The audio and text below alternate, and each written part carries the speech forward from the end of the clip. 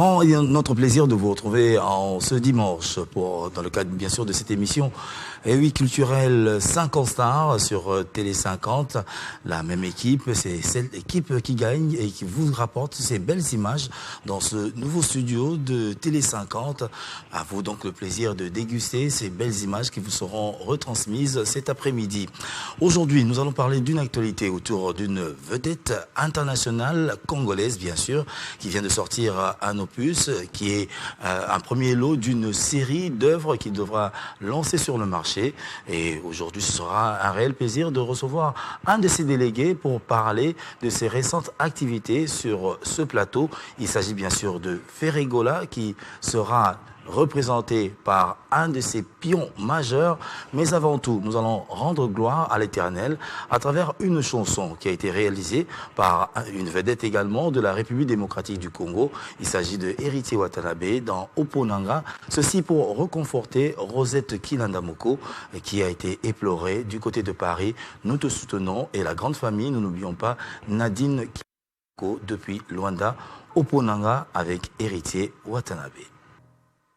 Effectivement, Chemin de la gloire, c'est cet album dans lequel on retrouve bien sûr Oponanga, une œuvre puritaine qui vous a certainement permis de mieux vous installer pour suivre cette émission et pour certains également une chanson qui pourrait paraître également assez chrétienne, bien que l'on puisse départager ces musiciens. Tous nous sommes chrétiens, comme vient de le faire Héritier Watanabe dans cette chanson qui, je le rappelle, a été dédiée une fois de plus à Rosette Kilandamoko qui nous suit depuis Paris. Cette fois-ci, les grandes nouvelles qui ont également alimenté la semaine, qui également vont permettre à vous de noter certaines dates dans vos agendas. C'est dans la rubrique « Que font-ils » ?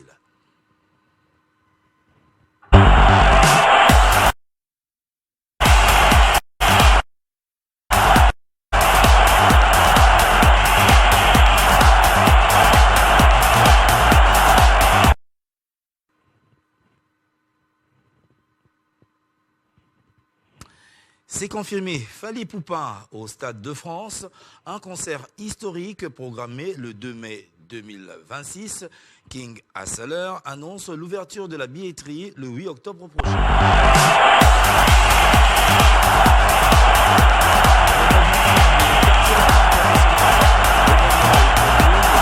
En novembre 2025 aux arènes de Grand Paris Sud en France. Wandissa,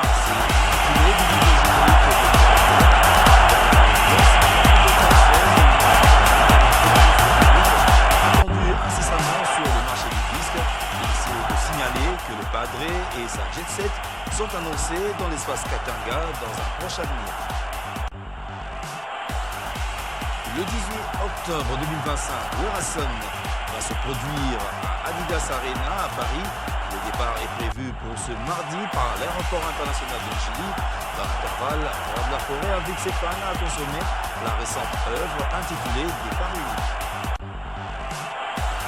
Héritier Watanabe entre studio et concert.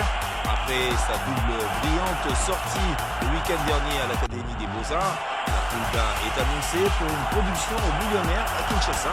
Quant aux travaux d'enregistrement, ceux-ci sont presque à terme.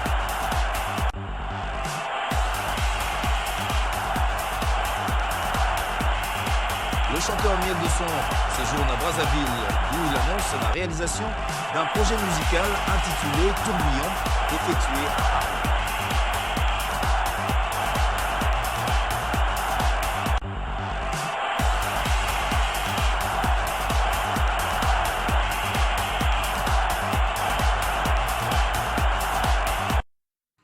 Voilà, c'était les quelques nouvelles que nous avons pu aligner pour vous cet après-midi. Comme je l'ai indiqué, nous allons recevoir pour vous sur ce plateau l'un des guitaristes plutôt de la Jet Set de Ferregola, qui est déjà dans nos murs pour nous parler de cette nouvelle œuvre lancée sur le marché depuis le 3 octobre dernier. Il s'agit bien sûr de King Omjil, comme on l'appelle, hein, Mark House, le guitariste, qui va certainement nous livrer les quelques nouvelles. Mais avant tout, nous allons faire appel à une chanteuse congolaise qui, depuis un bon bout de temps, séjourne du côté de l'Allemagne. Elle a fait une récente sortie, 2 fois de plus, avec plusieurs disques livrés déjà ici en République démocratique du Congo. Elle fait l'objet d'une certaine polémique avec d'autres chanteuses dont elle accuse le plagiat de ses œuvres, si pas encore de ses photos. Il s'agit de Solina. Solina qui venait de sortir très récemment l'œuvre Kiolé. C'est ce que nous allons vous présenter cet après-midi pour le plaisir de la petite Anaëlle Paris Sambongo, qui est l'une de ses fans ici à Kinshasa. Et nous aurons également le plaisir de saluer à travers cette chanson notre très cher ami, la Donia Bokoto, quelque part, qui nous suit ici à Kinshasa. Ce sera également pour son plaisir. Donc, voici donc Kiolé, une œuvre de Solina Marie-Julie, qui s'illustre très bonnement à travers la musique urbaine ici en République démocratique du Congo. Non, c'est pas normal, c'est pas normal. Comment t'es pour la papa, non c'est pas normal, normal. Comment d'ailleurs nana, wana ça fait mal, dans mon zoo, elle a comme essayé m'arriva. Tina kosayo lai, de mon combat. Avant ma bécotina, la commis bilor biche, maîtrise qui minga, la cosa vous opa. Tout ça la bonga da gueule, mignon carson da gueule. Tout ça la bonga da gueule, gueule oh, gueule oh. Tout ça la bonga da gueule, mignon carson da gueule. Tout ça la bonga da gueule, gueule oh, gueule oh.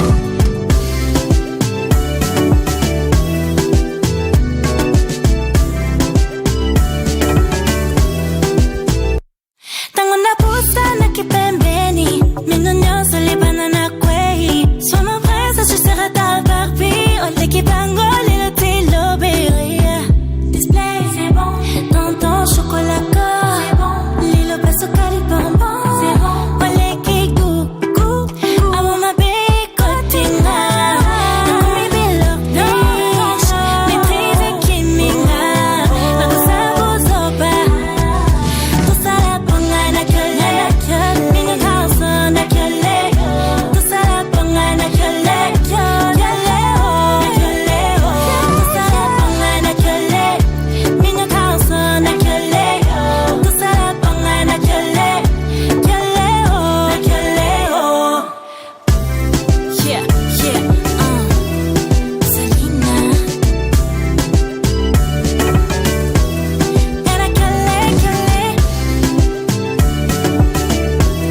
Era gueule, gueule.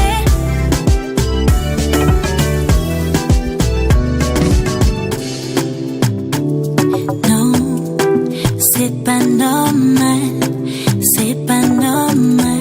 Non, non,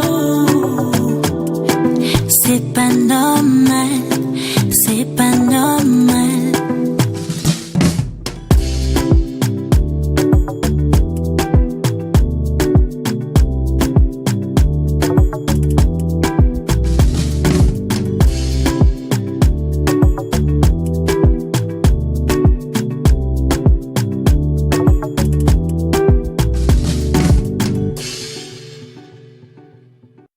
Et voilà, c'était donc Solina Marie-Julie, une artiste dont le nom vous reviendra le plus souvent parce qu'en 2026, elle a tant de projets, également des prestations en dehors du pays, particulièrement en Allemagne, pour un grand festival qui va se dérouler à mi-été du côté donc de l'Allemagne. Et coup de chapeau à elle et surtout également à sa manager qui n'est autre que sa maman, Madame Christine. Nous allons, comme je vous l'ai dit, faire parler à un artiste musicien, mais avant tout, ce commentaire que j'aimerais bien sûr d'entrée de jeu avec Marc House. Bienvenue, bien sûr. Merci, Bobo. Vous êtes bien portant. Pas plus que vous, mais ça ira avec le temps. Ça ira avec le espérons. temps. Espérons. Ah oui. Bon. Voilà, il est avec nous pour parler de cette nouvelle œuvre de la Jet Set, comme je venais de dire tout justement dans le commentaire. Mais avant tout, parce que c'est le clan Wenge qui a été frappé par la disparition du premier secrétaire général du clan Wenge, parce que Bango Baza issu il y a Wenge partant de le padre. Ah oui. Alors, quel sera peut-être le Bano Aliboso? Parce que dans le secrétaire général, c'est vrai que tu as vu qu'à l'époque, à Luambo, Nimi Bandomé, un impresario. Mais tant que le secrétaire général, dans le mouvement, le tout premier secrétaire général, il y a clan Wenge, où Bino Bozaneti, Bakoko Bobotami, Bolobanini. Souvenir de souvenir de ça, on peut prendre Mbotaki qui se lequel. Tout d'abord, nous allons présenter ma sincère condoléance dans la famille biologique. Il y a Mbotakis qui se lequel. Et puis, surtout aussi ces familles, tout le monde a directement. D'abord, on a que non, papa chéri. Pour combat, il y a Bagara. Et ça, dans combat, il y a Wenge, il y a Mobimba. Il y a Bagara. Dans un monde appelé Koulout Nabiso Niko Congo. Donc, Bazara est vraiment ma racine pivotante. Il y a Wenge. Ce que ma meilleur souvenir, c'est dans Mboutakis, Père Nabiso, abandonné qu'on aide Biso dans l'orchestre Nabiso dans la démarche administrative, mais à travailler à la BCBJ. À lobby. Patron d'Abino et Namis, on a cotisé. Dans mon image, ils ont véhiculé dans les réseaux sociaux, ils ont lettre, fait répétition, ils ont fait la lettre. À ça, la peine à moi, on a besoin donc à valider par rapport à la discussion, la polémique qui est dans les réseaux sociaux. Alors, et ça l'ira bien avant qu'il ait à l'oba la vérité, mon robot, pour casser tant de la polémique, il y a les réseaux sociaux. Donc, on a habitué à nous bien. Dans les gars, Mbouta de, et Bigaga Mbouta, Aotigala Mbouta, qui son âme repose en paix. En tout cas, Nzamba Yamamoni Monaï. C'est bien dit. Comme et puis, ma condoléance, c'est la BCG, pour place Béna est là au succès, Makambo Béna là. Voilà. Ouais, quand tu as PC, l'énergie n'a été alors, mardi, on a bien sûr veillée mortuaire, on a Ave Maria. Moi, on n'a pas chiré, il y a qui dans les réseaux sociaux, il y a qui, et puis voilà, famille, ça s'est très bien passé. Courage, papa chéri, et puis merci pour tout. Pour Abimi Bena Moutoua, très bien, et puis voilà, c'est ça. Et sauf photo paraphraser, donc mercredi, nous allons lever du corps, on a niveau il y a Ave Maria, pour lui rendre ce dernier hommage. Merci pour tous les services rendus, comme le disent les vrais de Papa Chéri qui pleurent leur CG. Alors, Toro Solo là, la Jet Set. Mais effectivement, Marc House, un guitariste influent au sein de la Jet Set, et dont la rythmique, ils ont rappelé moi, volé Mogo, mingi ya Odemba. Surtout pour des vannes, il Odemba. Alors, cette année, on va quand même commémorer l'anniversaire du décès à Luambo Makiadi. Ok. Il a 51 ans, et ça sera le 12 octobre 1989. Okay. Alors, à l'occasion, 36 ans après, on aimerait quand même aperçu, il y a Marc House par rapport à Kondo Luambo Makiadi. Ce qui va illustrer, tout le monde en Kondo Luambo Makiadi en avant. Et puis, tous les réactions à Marc House. Parce que tant que rythmique, les padres à Oyemba, nous avons rythmique, on les obéit, on dit que les padres à Oyemba, puis ça me sonne à nous. L'esprit, on a inspiration. Et ya ko tomber sur l'homme qui a dit quel est ton goût? Yo bandaki no na mimi na fiesta pas réuni, mais tu au monde maman changement de fréquence, maman guitare mo beta mimi no quoi. Fiesta nga peut pas ready. Na PC ba mbote. Fiesta nga ezalaki dicté par naie. Il faut mettre la mélodie na monoko. Pour nga bimisa na misapi. Nga moso na zo beta ano yo ga se di wenge donc bino bozo landaka boyoka ka bakulu tu ngandi te boyoka. On comprend ce qu'on place ezalaki. Donc biso to alaki ozolanda génération o ebimi avayo ebeteli na bango. To salaki bango OK biso bato to Hollanda bango bano Hollanda ba leli boso na bango. Tu vois tu comprends yena oza vomena sauter na ngana zonga na la ke luka ba luambo ba docteur Nico tu vois. Place siko biso de ko timbela ba faire biso te mais en particulier ngabo na ko timbela siko ba faire. Même ti siko na kata voiture.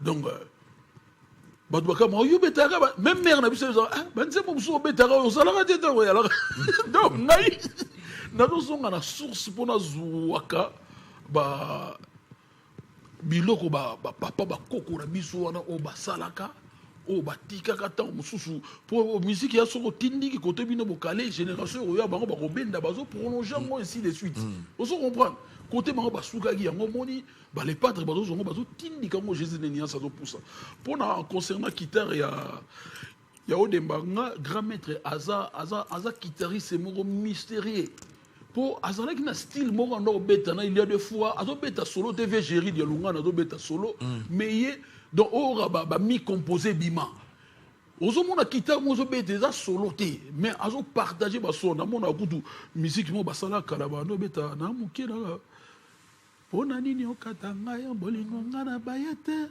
kasi oye na chanteur de beaucoup moment na zo pesa exemple na no mona bazo fanda lo ba oui guitariste même tout bazo beta sèche ozo mona magie mo zo sala mana litoi donc bazalaki te po ba œuvre na bango tika ya moto biso tozo bénéficier po zo ba ligne musu ya obeta quand no to lo ba œuvre musu yo ga biso ozo mona moi border ya cuisine au bango bando la bezo bimana kata ba marmite na biso donc eza bazalo ko ba ndebo mona ba la rousse ndebo mona ba Picasso ba Van Gogh na biso poye ba bindele ba sena ba livre ba otanga biso mais biso ba tanga ba luambo te na kata ba classement be moko yango mais biso to tanga ba Beaux-Arts to tanga ba Picasso to tanga ba Van Gogh ba lo ba luambo ba kiadi na bango pourquoi ba biso na au sein de la ministère de Bisobé il y a culture et art ba imposer à bongo po dans la recherche on a la scène salon individualité na ngamo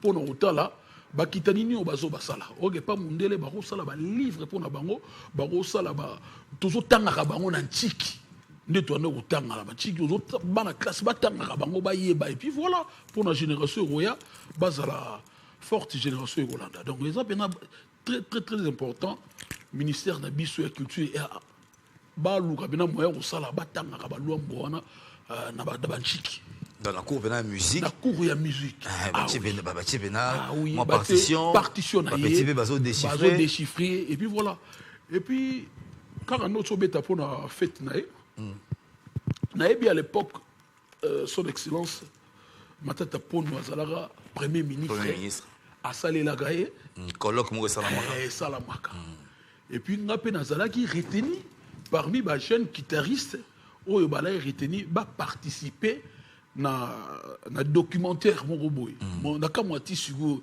et bimananti donc c'est un rappel ba benga ngai pa maestro bon dimanche maestro Suzy Kasea abenga na ba jour là sous la pluie de là qui oza binalobi maestro naza yala mbangwa oza bureau nango ba soit qui en 24 non comme musika te na épée crime na kiti na kute na maestro Suzy Kasea Alex nga projet ordinateur et puis bon leki eloko ça tellement non projet Alex nga chinois moko azobeta masu tozala ki kotambola kaka ye moko abetaki accompagnement ayoko beta mi solo ayobeta solo donc basali ngo montage basangisi loko azobeta loko moko mbala moko alobi projet ça bo sala boy na compte il y a makambo tata la bino longo makiani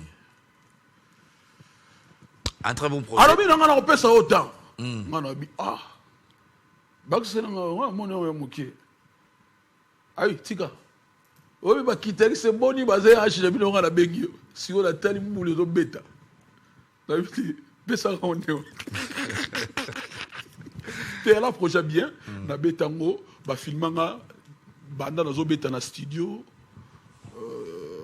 Et pas génère pas blanco à l'époque dans Maxi Média. Na RTNC, na Betty, bah zupe ba image, tout ça, bah ça là bon. Na zela documentaire en et bimate bon. Na habité tant. Espérons, Roya. Alors, pour clore, moi, page, il y a guitariste, avant de parler, bien sûr, de la nouveauté de Ferregola. Et puis, Azalaï, guitariste, c'est l'idée. Moi, guitariste, il y a un patron, la musique n'est plus sur Batigala Beno Zalati. Batigala Beno Zalati, on a Robandanae, on a Alimoué, Alimoué. Donc, grand maître Alaï Mouto, Alaï guitariste. Très fort.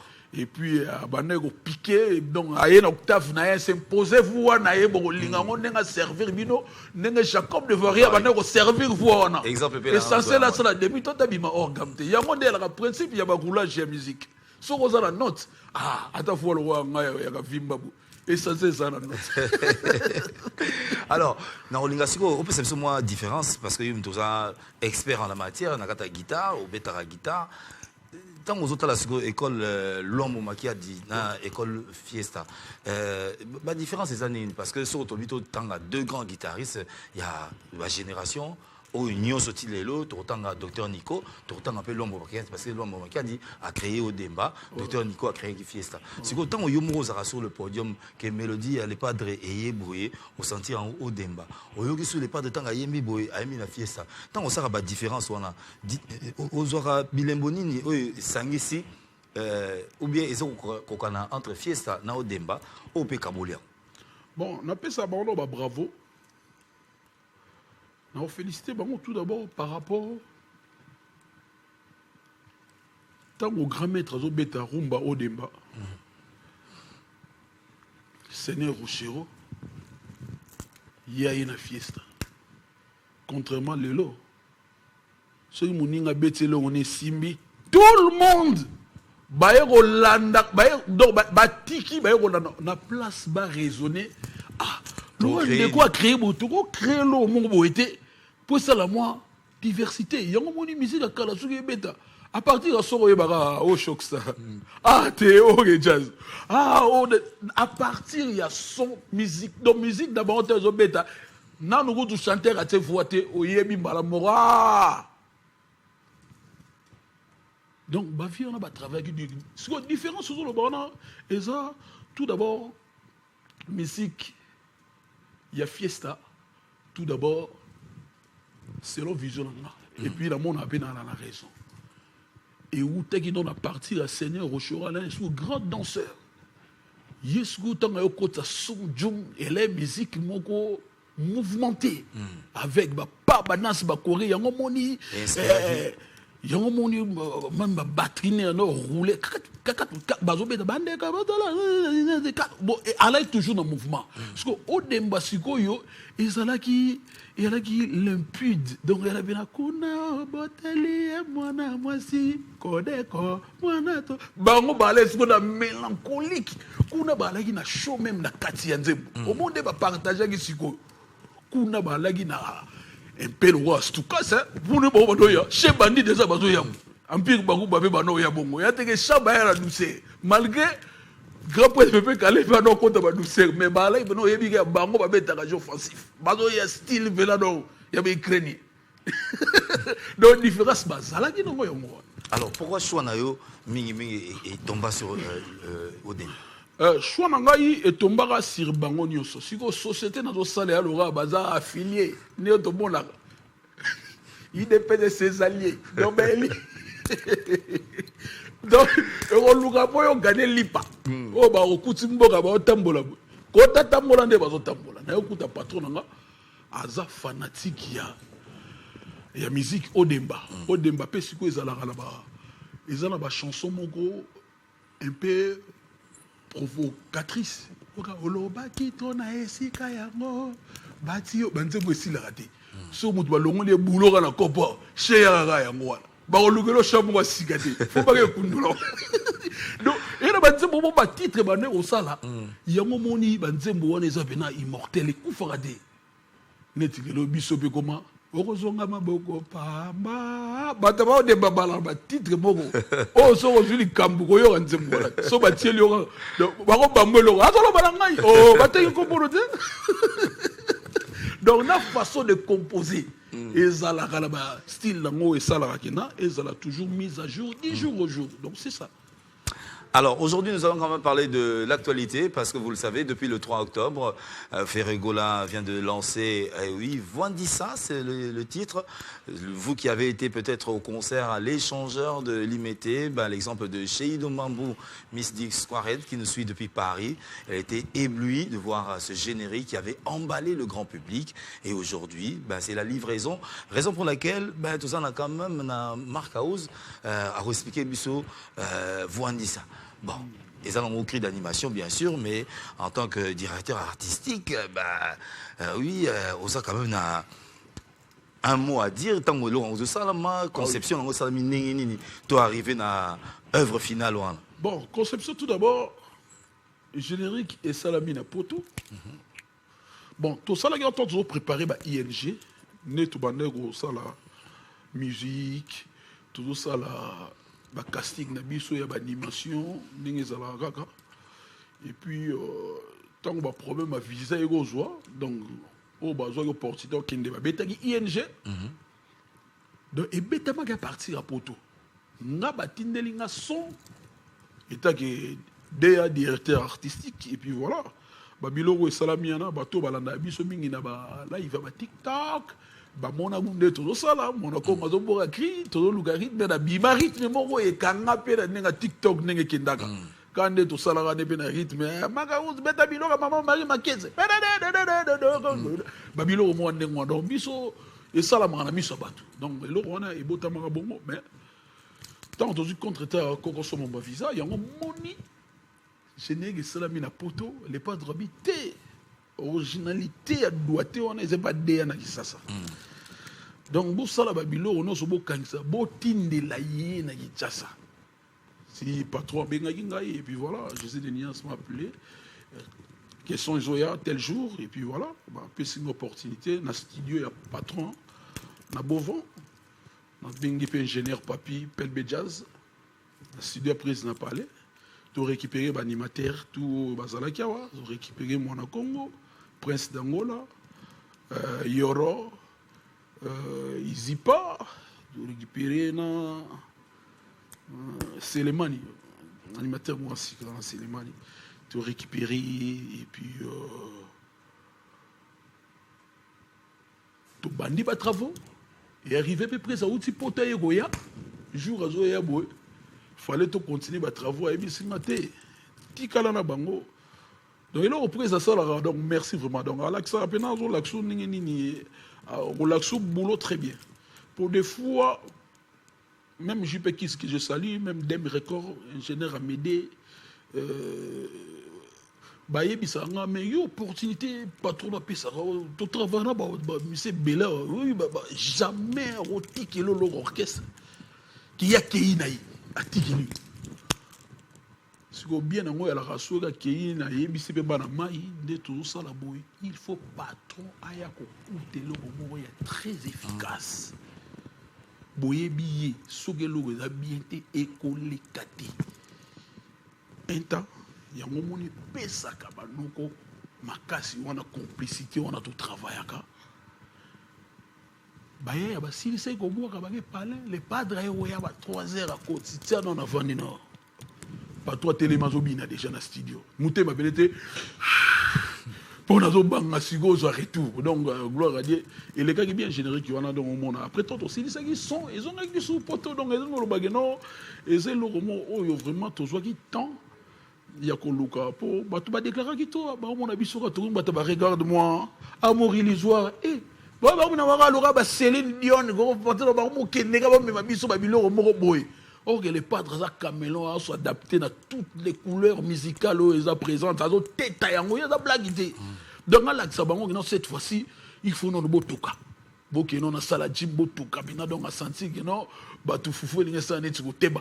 faut que ça on a micro pa il y a un moment vous dit ça et au bêta pe sigo ngebu donc résultat très positif en tout cas batu bazotalanga biso to sala ba générique ga te pona matalana pona ro sepelisa batu au moins créer liboso mona konga zo banda obi daso kolona moti alors kaka obi kaka mona ntemi ne mona ntemi kasi dans nazo bina et puis ils ont un message et lui kolo babanguna bobima na kati ya mabele na biso bozoko bundisa biso toza na besoin ya kimia allez bobima kamata bokendi yango eza na message et puis kikongo moka beti wana lobi mwana mwasi kokanga mobali va balona ndako eza kisite yeba ko selela fufu tongo biloko wana beti wana kikongo afana ya bula bengaki nini ngolo lobaki wana Mwana Congo, un talentueux animateur, donc très inspiré parce que depuis le début de la Jet Set, oui, alors on vous donne le plaisir, vous qui nous suivez de partout, à partir de la République démocratique du Congo. Et voici donc ce générique que nous dédions particulièrement à Guigui Makumbi. On te salue à travers ce générique de Ferregola les Padres. Docteur Njef Njadi le Teta, nom de Dieu.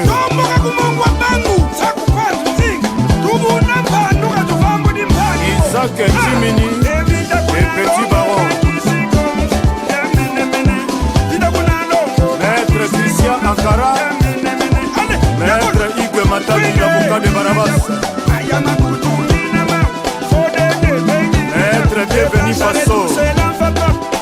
Eche Manu Mabengo Alem voilà la magicienne Freddy Mayemba Papi Masita Masitol Nadise de Minnesota Ebi Boibanda la Gauloise Jean-Luc Kabeya Shadrach Koka Christian Bala le maneke buhona men Guigui Makumbi Ubuse Kono Era Ramsès Gisèle Tatime Double le prince Chiclo Winner Tom Soseke Namatadi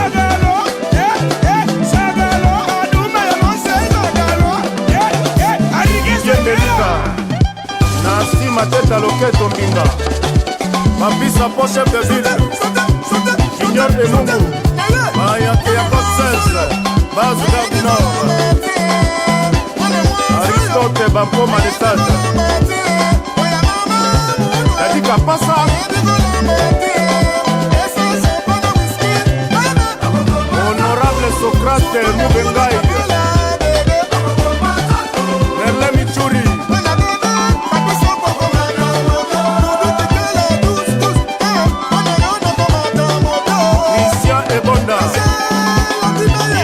Bosila Mipenda Milangi Alubo Star Yademu Wanza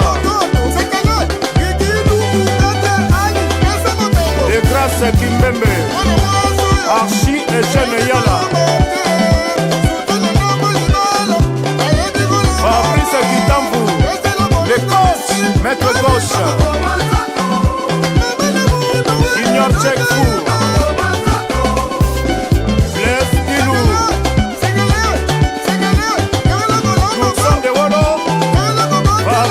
Chabuta, Côte Frombe, les Parisiens, Dadi Mafungu Fungule, Nonon Tanga, Pierre Précieuse, Parlement des Gaulois, TikTok, Ifi Aponga, c'est dans la loi, Willy Tembela Irlandais, Oscar Bokolomba,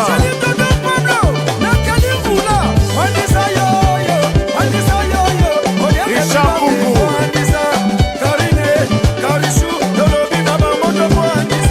Bruxelles, Chichanyanga,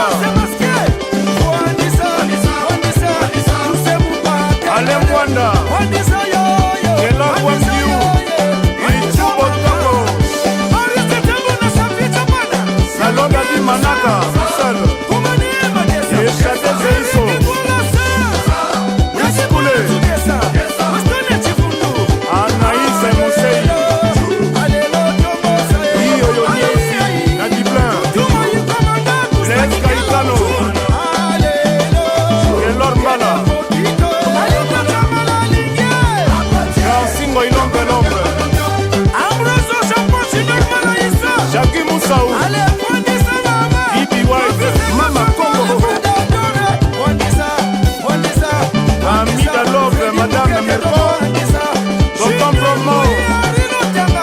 Maître Mobola Teti.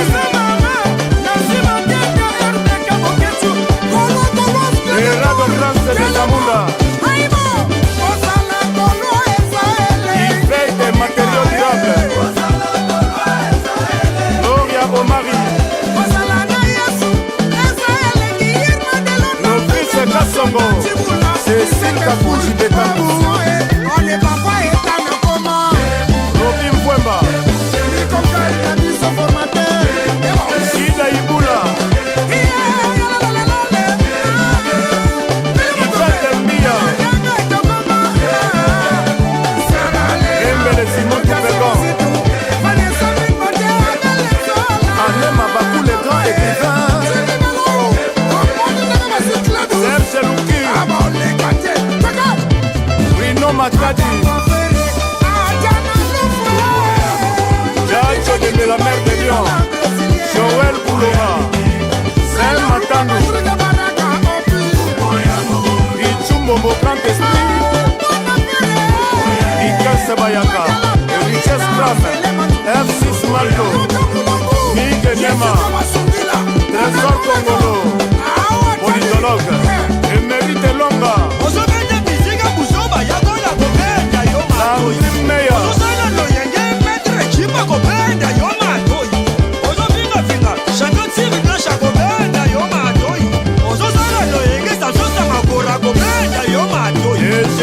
Chantal Chantal Bola et Vieux Changala La Champoudou Guy Malubanga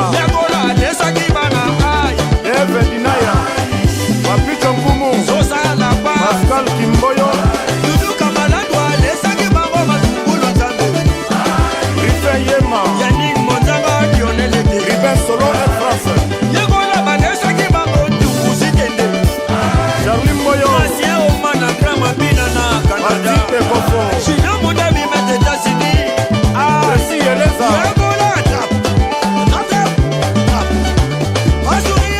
Oli Mwamba Parsek Aïda Kassongo Forte RDC Bientôt code 16 Maître Matok Mabdende.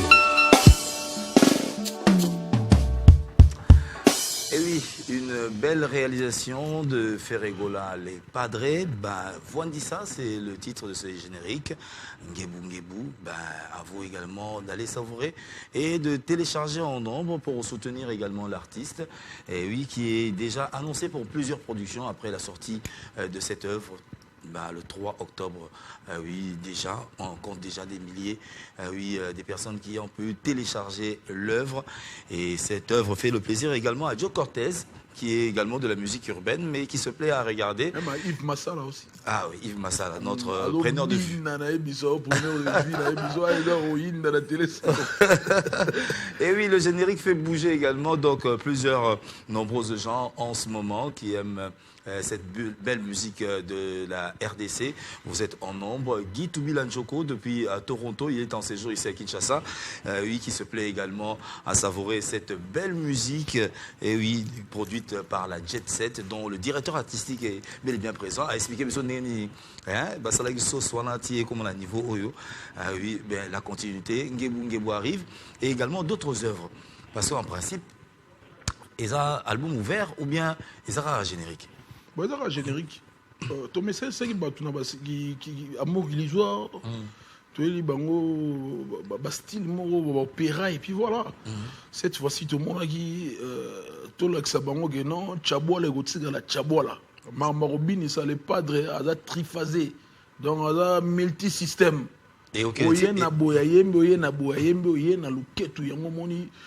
Oh, pena vieux Jossara, tu y es bisaki bango, ko biso bagolo ngwasuma, bango bayoga de ko, ve adok daki gogo. Biso na ebite so geza chevro be ki sambeti. Comme on a dans le lugango, on a coupé ses lots. Et ça, est-ce que la fin de l'année, ou bien il y a une série de programmation où ils ont déjà établi par la Jet Set. Bon, mon biso, tu as menace trop. Il n'y a pas de fan. Biso, mon Jésus de Nias, artiste, Azan a fan, moro, mon abango, net, série, penadon, il y a IDP, ça va pas être Etienne et Zalara. Vous pouvez bango polo, tenini, temo, mon alo, motivé, collègue, ça va visa. pour gagner bateau faut le ka ba c'est pour faire visa ba ndona ba ba ma ba ko kumisa bino donc biso to na style wana te donc biso ne to za boto ka pena na style ya ko pesa ba tout très bonne qualité musicale en plus ko memango tina ba live pour bandeko mususu on a une opportunité mais tant qu'on a une opportunité il faut saisir tant qu'on saisir on a une opportunité qu'on sait comment baba organe malgré machine et puis voilà ils ont ça bilon moto malgré machine mais na zo bima ba biko régler on te ezalaki ya biloko biloko mo ndeko ils ont mis tout na matro donc ça ba biloko mo il faut biso to ça pour na guider génération etikali pour baza formation musicale moko ya bien oyo il faut garder biso na place tous à la musique eza terre ya ba grand artiste donc toro lingate mutu moko zo welela ngana welela pionnier batso yembo zemba libanda guitare et même ba grand maître na ba robeta boina ba tombo neti ba bima ba rumination eza bien dit on comprend donc pour na sauter maman donc c'est le moment tout ça pour et bon ba biso tout six album tranquillement c'était prévu album et bima en décembre album to benyo combo ya code 16. Il y a un montant générique et s'il n'est pas dans le bas, bientôt Code 16 arrive. Donc Code 16 est là, et là, on a toujours ça, on a thème à Rokita. Donc pour tous, on va menacer et pas fan. Il y a un autre seul bango, il y a là, attends, biso to ke ba classe, oye, beaucoup de maman localinga soso, puis on a dali pega, on a king, on a melada na secret. Et là, bilo, bon, ouais, calme, et dans le rôle à entrer, dans systématique, et fan, ça va tout calme. Générique, il y en a pas consommé massivement. To bête nos génériques, mais to bini, mais ils ont un message dedans. On a été sur mon Congo Zuluba, que non, bah, payo, bah, quand on a biso pour nous agresser biso, il est temps, bobima, botiki la biso, bokana biso, et puis voilà. Au mon animateur, mon sous-saïe, on a, azopé sa conseil. Moi, soyo, ayebi kolamba te, surtout nanda kwa libala. Kasi pesa ye, ate comme ma sango on otanga te na pu. Pesa ye ba bière mo sengi wana. Na niangwe, o mona robo manzoto. Donc il a dit ba fio ba lambela biso ba bouillon. O tsaka ka bouillon nyonso na ba te. Bola mané ba mosaka ba mère na biso ba non la ba makaku. Ozo liango beno senti ba biloko ezala ba chimie ebele ba travaux. Ba ba makaka ba bouillon. Ils ont mabé. On se reparle, c'est un message. Et puis tout le message, on a mon asiko, il y a go la liesse qui bana aïe, ils ont soit aïe, tout va challenge tout yango. Kota souka avant d'un match comme on a souka mon blesse créateur, abimi wana yo ebiga FIFA de l'animation. Donc voandi ça pour biso to l'enseigne na biso to ça date na biso go bima les trois. To surtout quand le premier bali ba kate na biso raccourci. Oh ah ben, yo, Yara, Vonda. Au moins d'informations sont normales. Donc, tu as vu que piloter par amour, bâtir la vie sur temps. Donc, nous avons brillé sur des pots, tout ça, la télécommande à ma cambo, nous avons Jésus de Nias, la blague, il est très mystérieux. Alors, déjà, on a quand même tout ça parce que tu as vu que la musique congolaise est basée sur deux volets. Tu as vu que la base, c'est la rumba. Rumba, oui, Noré, RDC, ils ont même repris dans la liste de patrimoine immatériel et la République démocratique. C'est bizarre de Bundi dans votre sous. Comment on bâti au Bengango loco? Quand on faisait de la rumba, tout ça, ah, musique, on est ça, et ça, loco. En tout cas, tant qu'on reconnaît, on a UNESCO. Discours wana bakata donc bango soki mundela sele d'ailleurs na otolanda okulu du chambuba bazo tuna propos ba benga le padre bi monde déjà ba localisango et comme le robo yo benga mutu local en fonction de quoi pour le gozo le kana minute TikTok réseaux sociaux biso tout aux ambala moko to comme bala moko connecté sikoyo nande donc mutu ye bozo lo badora abenga ku mutongo ke musika bengi bango ba idiot posa idiot. Alors, non, dans la question, parce qu'on sait, tendance, il y a Kavacha et Outina Zaïko, où ils s'appellent reconnus, donc comme patrimoine, il y a musique congolaise, parce que tant que tu dis Seben Boué, toujours reconnaître que tu es Zaïko, et qu'il y a moi, Vanango, moi Seben, on a moi Doum, on a. Alors, en tant que directeur artistique, tu as vu que Ebani Zaïko, Bino Boza, issu na muchopo ya Wenge to be ke mingi générique ndeto to mona awa mais banzemo pe mendo za pe okomi na suka nzemo boye moi kadas ve koti mais qu'est-ce qui fait que la plupart de banzembo et comme kaka sur 30 nzembo mais on retrouve que 30 rumba mais moi identité mon groupe ya musique congolaise oh to benga Seben et comment on manquer et ça dû na ba producteur bien volonté car il y a ça la plus de rumba. En tout cas, bon, manque il y a ces ben. Question écoutez nango ça au boulot vraiment musique. Et là il y a qui n'a pas volé et belé. Tout d'abord, il y a qui suite. Bah nous on a vu animateur bah on un peu comme mon à un moment donné. À l'époque non on a bisoté. Ah bon casser bango. Bah on a bien ngane na mona na le concept nanga. Casser ça ba chômage. Parce que ça va ça les génériquité, bah ça n'sait moussouté. C'est quoi beaucoup garder animateur. Chanteur pas au lugar la gisoge non. On a quoi animation de ngana yeme. Ah mais tu sais que les padres déjà donc tu n'as pour les padres on a sali société dans Babylone ou les bandages. Yo na mona ndeko mo abraza bo be bana na tala ka longo atira nzembo ka mbunda ba na sente to ka boro le simio bebi si ko voler des hommes et no ka boro wero beta kala si ko animateur o tsela o lile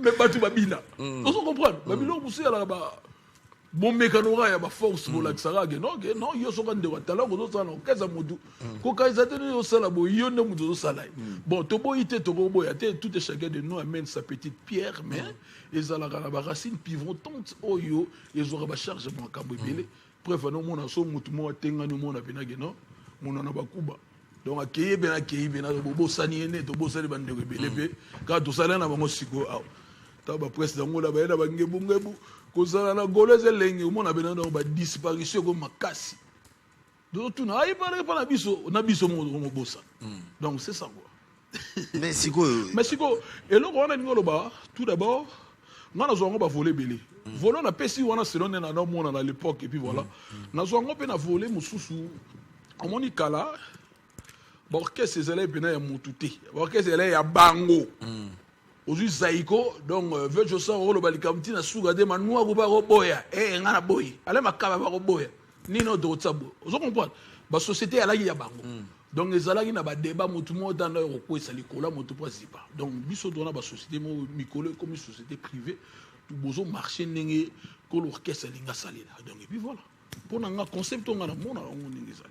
Donc c'est ça. En tant que directeur artistique, vous appelez moi le bataille le patron ali, Europe c'est plus moi idée, le baguette pour la unité pour la unité parce que la monnaie temps sous bazo chômé et pourtant ça peut être dans les discours va créer mon accord avec ici. S'il travaillait beaucoup, à Rose appelle à moi d'écrit et à Rose appelle s'afficher parce que après ça koyemba mais tout le monde a rappelé après ça bande comme sous solo vocaux yembi mais apparemment na côté là animateur na kata jet set mais na monique ba chanteur ba imbara plus ba s'appelle ba solo vocaux belé par rapport à ba animateur ba ko fanda bo ba tika na crime moko na générique mo musala pe eza sauté donc ayembité a comme la difficulté libanga a obetaka maracas concert mo bimba chaka le boko peli moto bon eza ba bilo mo boye o lobby eza très important biso ba de ya ba orchestre to zo ba bilo ba boye photo commissaire ngo kuna na ba cour suprême na biso pour ba tala rapé ba kawana soit ko réaliser ngo ezonga ndenge zala kala ela zo album ebimi ka denze marumbe ala ki ube une seule chanson yoka loboko soli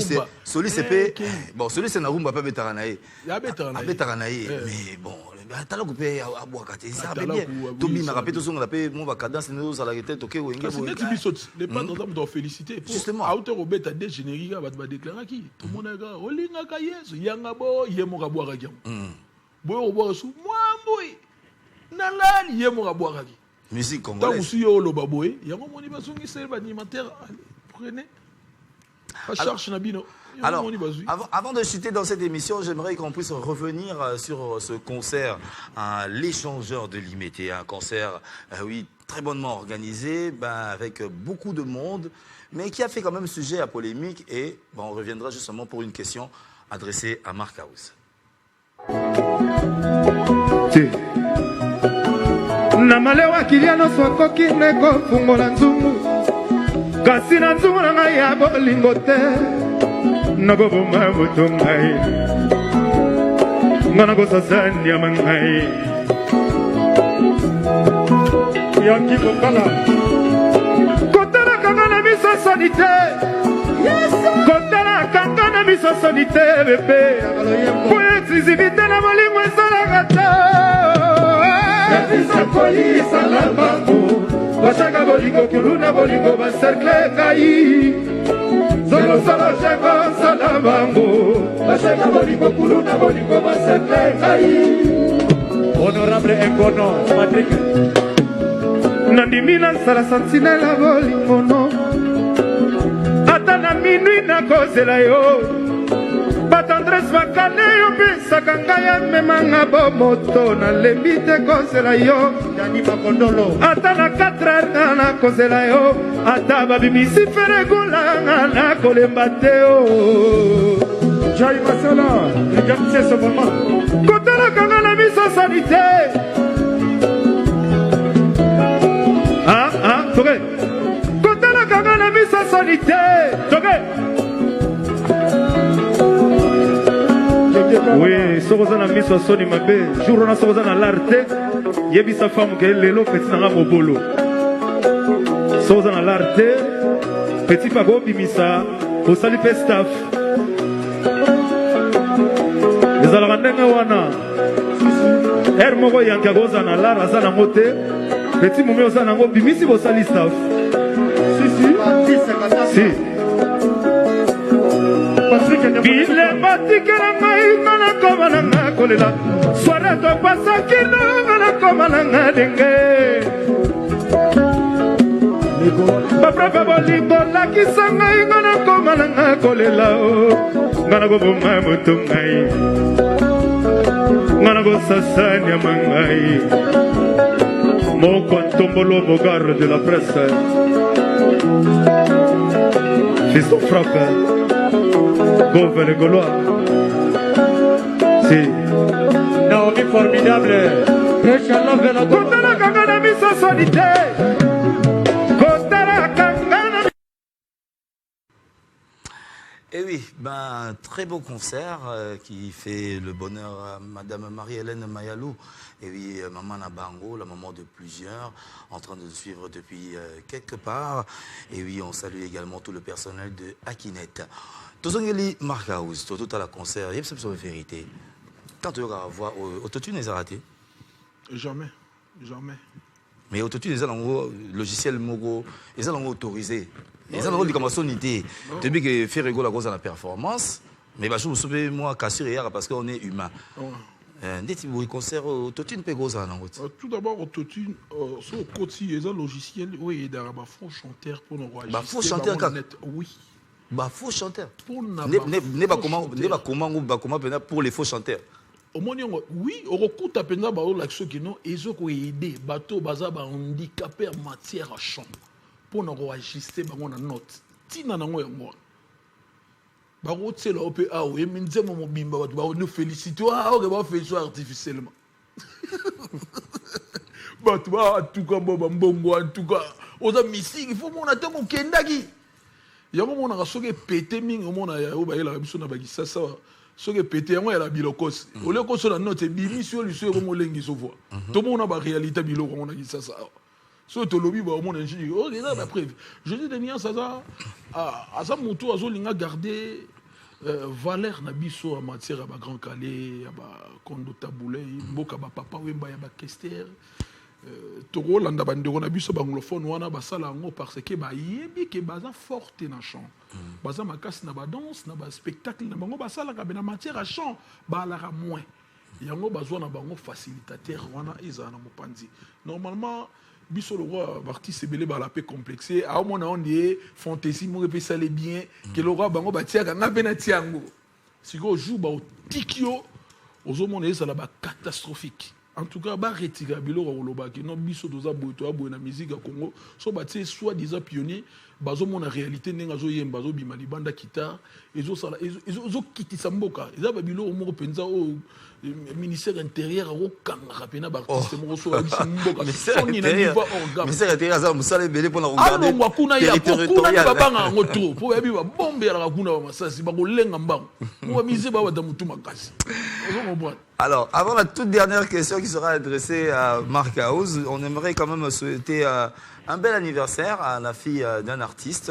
Et oui, il s'agit bien sûr de Cassandra, qui n'est autre que la fille d'un chanteur du groupe Wenge BCBG.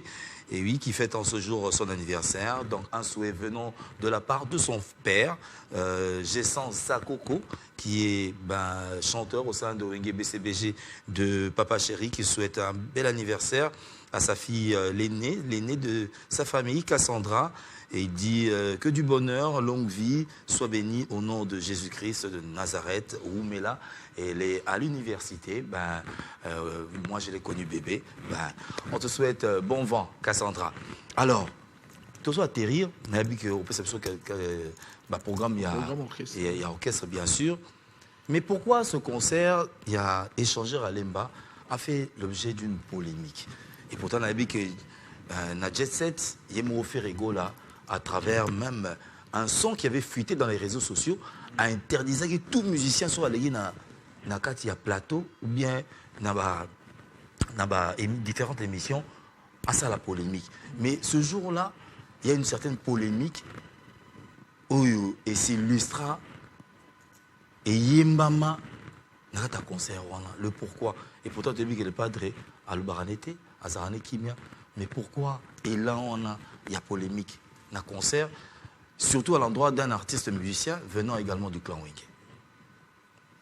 Bon, tout d'abord, mon marketing à concert et déranger bateau. Conseil de marketing. Échanger à Pamba, bon c'est le carnaval. Donc, vous comprendrez, au moins, vous avez guidé un artiste, vous avez complexé et affecté la bateau. Vous avez un leader opinion. Tout ça, il faut que vous soignez. Au baby, ça va tout le monde soigner au baby si bango. Au baby si bango, pas mal de choses, la nomme à Mozo Sala. Vous comprenez? Propagande, biso tout ça, qui n'a pas carnaval. Tout d'abord, les padres, Azan a sponsor, on va accompagner. Alors, il y a qui que non. Quand c'est un conseil et bêta, on a changé. Botega, Bazouel Bino, sur le Tokona, il y a Télémino, on a remis Sabino. Bozi podium, Mabaya, Bobeti, Kaka, podium, on a 2 mètres, 3 mètres, Bobani, Boyeba. Dans Bakani Sagi, Ezali, Nengemoko, on a un concert, on a un bêta, on a changé. Tant que vous avez kotagi na streaming, vous avez reconnaître que vous avez ça. Au moins, vous avez podium, et ça, la magiwana. Il y a un monde qui s'est dit que si ça sur les dates pour les banamboka. Bozela les pattes partout. Na minute au meilleur concert au sali ba plein collègues ba concert octobre artiste congolais ba beti même africain. Oui bi ga concert na biso do beti na Bumba. Full moko ya lagi na stade wana ya kosaka na te nazo remercier avec le VPM. Jean-Pierre Liaou. Jean-Pierre Liaou. En tout cas merci excellence Liaou. Et on dira paix à son âme à Seti Bello. Qui nous avait quitté, hein? Okay. Donc paix à son âme, Nabi Bumba Baota Labiso. Paix à son âme. Tout ça, un chanteur Maouté Bumba, tout soit qui est Kuna. Et puis, na OP, ça peut merci. Moi, la classe Nabiso Didé Liaou, de Tangane dans l'Académie des Beaux-Arts. Donc, toi, ça qui dit Didé Liaou, Azota la Kim Jong premier. T'as la meilleur concert Nabiso. Na minito, c'est long, on a plein, na frappe, Marambe Belé. Tout le monde a la récite, on a Bumba. Donc, artiste, pour la place, mais si cet artiste, il faut la miner partout. Il y a l'efficacité et l'artiste. Donc, on a les gens ne savaient pas même que Togokumba, Nenge, Bamona, Kiwana. On a podium, Eric Nice. Félicitations, il y a un artistique, il y a un décor, Makabutu mis en place. Fafa Soupi. Donc, en tout cas, au monde, il y a Salamagiwana. Et il y a sa grandeur artiste est à la répéité. Même pas na yo moro cause la paix gouvernement te ino senga mbonga bimisolo pour sala ba biloko wana yo moro pe robu na propre fort na au pesi bateau une très bonne qualité musicale ba moni sona image ya bien dans la sco concert on ngi bimi marambo sali bata poto badon di maté que toujours ko beta na gisasa. Mais obligé à polémique. Donc, pourquoi polémique ezala ki po bakanisa ki polémique ba na bagi la polémique, vous savez, il y a parti de l'émission, il y a confrère, il y a une réponse, la réponse normale, on a une mutation, on a une et puis voilà. Et puis voilà, comment il y a Comment tu as bimé là, il y a des petites choses, le gola va s'occuper très bien, va tombolo, va salon bien, va bêcher manda, va revendre là, va tête ça, va nermier, va travailler bien, va riter moula, va mettre en dada, va travailler, va se les gamins. Ici là non, c'est bien là, on a cas grave. Oh mon ibénam, de 5 ans, il y a des salles d'urgence. On a signé mon ministre des Affaires intérieures, donc c'est ça. Alors, on atterrit, la prochaine date ou bien les prochaines dates de Ferregola à travers le monde. Bon, merci Nabatutu Bazuli Bakou et Rolanda Kim Jong premier. C'est comme une ère à programme. Nazo Ebisa Batutu Bazuli Bakou et Rolanda Marcaus Damba Kim Jong premier de mouvement. Hier, tous vois qu'il est Bakou, il y a participé ou bien agrémenté une grande soirée où ils ont qui chapeauté par son excellence, notre président, Fachi Béton, président de la République. À l'occasion, il y a FIFA, na CAF. Donc, toi, le numéro 1, il y a FIFA. Mais c'est le nom, mais chaque président de la CAF. Et puis, il y avait plusieurs joueurs internationaux. Moi na tanga ba kombo na bango ezate moi na kanga na photo ya te pour yo koma bolobela ba photo bébé no ba photo to zalaki na ba joueur a monde oyo kanga na monde ba alaki lobby na oya kuna to boya ki photo to boy photo to beto lo ba ora na tangi papa mokonza mboka nenga salaki choix ya kozwa Jésus de Niance pour agrémenter soirée wana ya la hier ça s'est très bien passé. Donc, dans le bimaki, à 2h, 3h, tous on y peut la promotion à Bissau. C'était hier. Et puis, tous on a programme le 25, on a le 26, tous on a Lubumbashi, na Katanga. Pour tout le monde, et pas Yemoko, grand prêtre mère Fifi Masuka. On a félicité en tout cas Loala en avant, pendant la Santaki, Banzela, nouvelle construction. Donc, nayoki a l'aise monde na pendant ça ça ponga oro memanga na États-Unis oro memanga na France na bato ba lugela ngamba ba visa elenyo na yoka na kisasa na yoka ngo côté mon côté so na betika une semaine ba libanda ba mboko tout moi tant mon avis na ndo ka souci qui ça c'est le théâtre pour ba ici il était la fini na biso na mo ngo nié wa Sheraton moso donc on a bisa yo donc les 25, les 26, tous en Katanga, na hypnose, hypnose hôtel. Les 25, les 26, bateau en Katanga, commandant Stani, la vie est tranquille à Rosala, sans oublier honorable Jean-Jacques Essungu, en tout cas, à l'Andabiso, partout dans la Colonie, dans la Lubumbashi, dans la Belgique, à Zaranabiso, sans oublier Kouloutou Abaleki, il y a Fiston, Massia. Il y a Fiston Massi, il y a Petit Naïe, il y a la Colonie de Lumbashi, il y a l'épée, Nami qui est poto, donc Fiston Massi, Oumela. Donc, programme pour l'instant, en tout cas, tout consommer, Ngebu, tout consommer, Voandissa. Oui, bien mieux, ils ont Voandissa. Ngebu, ils ont des titres. Donc, ils ont bande dans Monaco, ils ont bande dans Golbert Zini. Donc, côté, ils ont soukana, Prince d'Angola. Kuna ezo suka na mwana Congo. Donc ça tout ça na katika c'est créateur FIFA a elibizo voandi ça de voandi. Et on moni makabutu tranquille, on a maîtriser cette situation, on moni situation ça calme. On a plusieurs dates il y a represté na bakoto va convexer ouais la mais to ouais la nous on fait que la promotion na ezali boso na biso. Donc tout ça là non ya tout ça le 25 tout ça là lobby le 26 et le 26 donc à Lubumbashi retrouvez donc Ferregola les padres Jésus de Niance qui sera là puis, avec la jet set s'il vous plaît Bob Ambongo album code 16 marque à son titre. OK. Ah oui, merci mon boss pour un choix les sous-sous. Après fautif on dit bon ça là na comment ce qu'on a plus de 2 millions. Moi na musala moko ta mutu na koma place na koma donc eza fierté nanga ya wana osenga na ministre na biso ya culture et des arts na monument na côté batia ya Luambo wana na Victoire atanga te ya mukie ata ba minduki yo dono tsaka na ba pish atanga te ya mukie oh na les sel oh na koma ko bundela mamba kita ah oui batia ya mukie ka te ba commando na dono bundela do ba biki batanga te voilà en attendant merci na patron Costa Couleur na bitso na sisi déjà déjà parce qu'on a bon retour patron Costa Couleur les véritables codes d'Amboka à Talanga le président Jean-Jacques Essungu, donc Yoye Bigande de Soleil Nezala, Nayembeli Alain Boala, les charismatiques à Lyon, Azota la Kim Chong premier à partir à Lyon. Bon séjour, Nayemoko, Blaise Lomingo Fashion, bon séjour, na Pichulu Basonga, Aza na Kini na Christero, Bambo Théâtre, na Pessi Mbote na Yannick Kayenga, mon invisible depuis Belgique, Gigi Makumbi. Big salutation na Yesi Gozali, na Opesa Mbo Théâtre, na Fiston Massi ya Kuluta Balega Azotalanga, Papa Alida Mavuba Azotalanga, Berado le prince des Amunda, toujours dans les bons.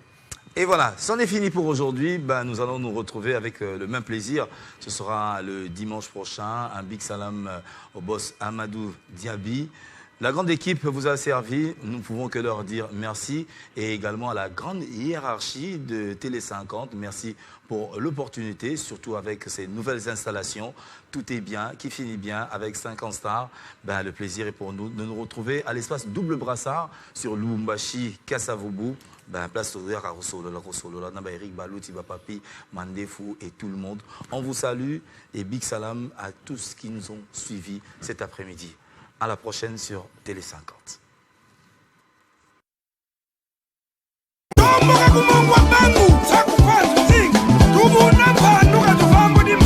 Isaac Jimini et Petit Baron. Maître Christian Ankara, Maître Hugues Matali, l'avocat de Barabas. Maître Deveni Faso. Eche Manu Mabengo. Alain, voilà la magicienne.